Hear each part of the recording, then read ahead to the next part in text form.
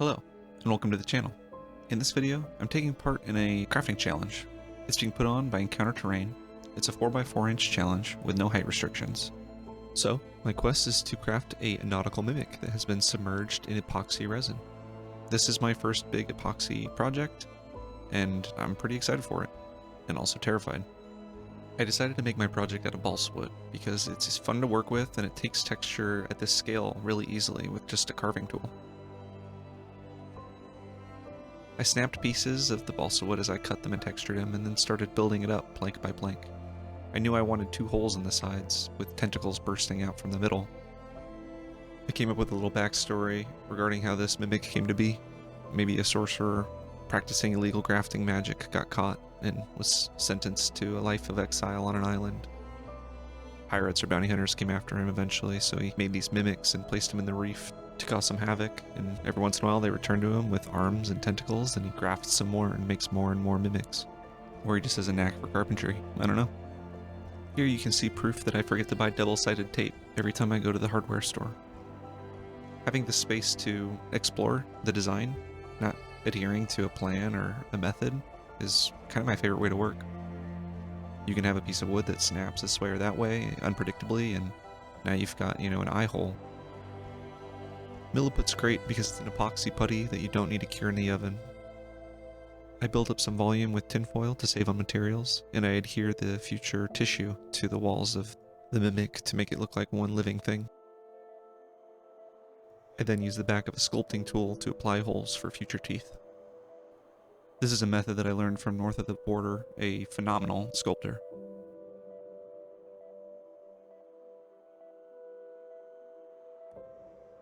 I took a hot dog's worth of Sculpey and started rolling it out. I press it into a bit of a triangular shape, and then I flip it upside down and start applying little beads of clay. And then I poke holes in those to make the little suckers. I throw some saran wrap over the top of it, and then I start scoring the sides of it to make it look battle-worn. Once I have something that I like, I put it through the hole, and then I start to form it around the chest, because I'm going to bake it soon, and I want it to hold that form. After I bake it, I apply some super glue and super glue accelerator, and these are now in their spots.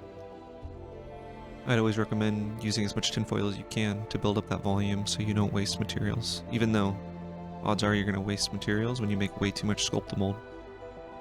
Hindsight is always 20/20, and you know what Paul Atreides always said, hindsight is the mind killer. That was a joke, by the way, so please don't come after me in the comments. If there will be gums and teeth, then there should be a tongue, so I made some milliput and sculpted it into a tongue and just started poking a bunch of little holes into it. Sprayed some accelerator and it slotted right in. Perfect. I applied a little water to my sculpting tool, and that helps me smooth out the forms of the gums and blend it into the other tissue. I kind of like the idea that you can't tell where things start and stop inside of this mimic. Lastly, I started forming the eyeball, and I put it right in that spot that I mentioned earlier. I took a small sphere of clay and framed it with a smaller, more linear piece of clay and started working that in. Got one for the bottom, and I started just trying to smooth everything out. I'm really, really stoked with the eye. It's one of my first eyeballs I've ever made that I'm proud of, I cut cardstock strips and I repurposed them to be the bands of the chest. And eventually these are going to get an iron treatment with a little rust, and we got ourselves some detail. I applied glue and sand, and then watered down PVA glue to seal it all in. At this point, I realized that my idea was not going to work, because originally I wanted rocks to be behind the mimic, with gold and jewels to lure in pirates, but that was just going to be way too cramped. So I decided that the mimic was going to be the main focal point. I added Mod Podge, a zenithal highlight of primer, and now it's time to start painting. I've never been proud of my skills at painting, so this is a little outside of my comfort zone. But I start with a brown for the wood and a light tan for the sand. Once I started painting the gums on the underside of the top of the Mimic, I realized, oh, I only primed from above. So when I started painting some of these things, it wasn't adhering very well.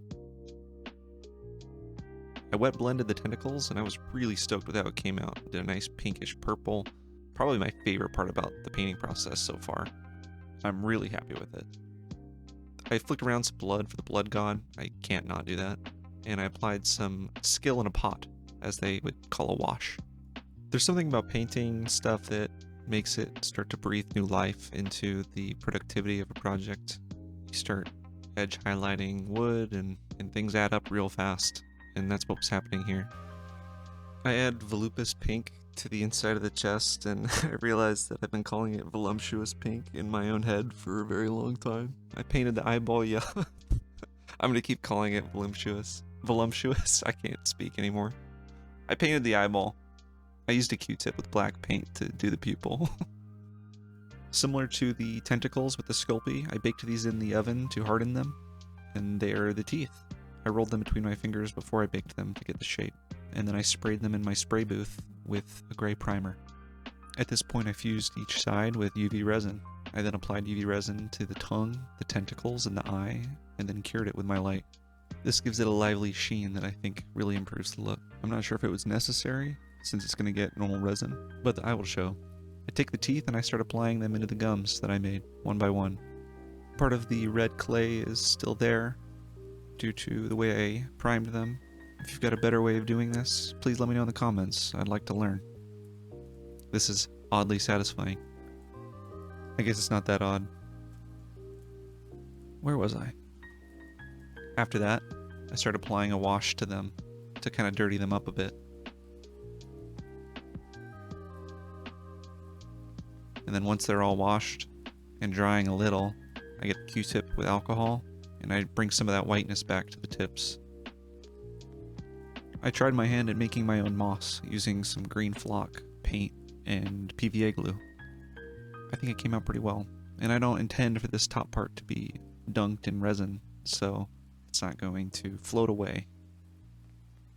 Because I'm impatient, I accidentally created this abomination of a base. I applied some Mod Podge and flash dried it with a fan because I wanted to do the resin, and it just fell apart. That's okay though, because I caught it early and I learned something from it. I started a new base by doing the same steps you saw before. Only this time I took to the airbrush booth with a little more patience. I applied tans and yellows to the sand, and then after my battery died, I applied blue. A little too much blue though, so I toned it back with black ink to make it darker. Finally, I found Army Painter's skeleton bone, and I mixed that with some airbrush thinner, and I got just what I was after. This is a perfect shallow water color that I'm really pleased with. Lastly, I apply UV resin to the sand to try and prevent air bubbles from appearing when I do the main resin pour. I cut these polycarbonate sheets up, and this will make for the main walls that will keep the resin in. I score them on each side with my Olfa knife. I snap them, and then I do that twice more. I unpeel the backings to ensure the resin doesn't stick or react to that, and then I use my quick sealant, and I start putting these walls up one by one with overlap on the left side as to not worry about the size of the cuts. I put one final vertical bead of silicone sealant on each corner. I super glue the Mimic in place. And for the resin, I'm using Magic Resin's Deep Pour. I mix 2 parts epoxy to 1 part hardener. I'm really happy with this product, and their customer service is amazing, so I do recommend for Deep Pour. I don't know about the other products they offer. This is the only one that I have currently.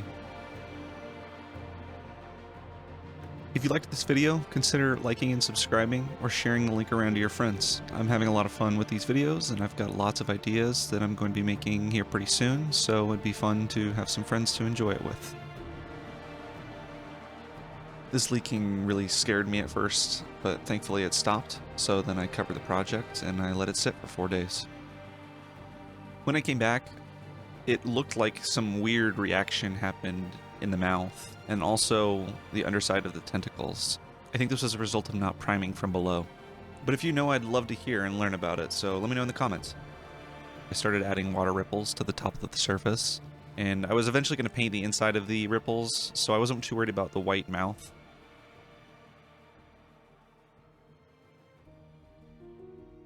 I removed the walls and started trimming the edges of the chest, and I realized that some of the internal silicone I used didn't dry as clear as I thought it was going to, and it remained cloudy for the epoxy finish, which was unfortunate. When you learn new things like this, it's crazy how fast you realize and are humbled by the complexity of hobbies or sports. Whenever you get into something new, all of a sudden you realize that there's an incredible amount of depth to it, and whenever you see people do it who are professional, they make it look so easy. But that's part of the excitement of crafting and learning new things. Once I painted the ripples in the whitewater, my quest is complete. Here are the final shots of the Nautical Mimic. Thanks for watching.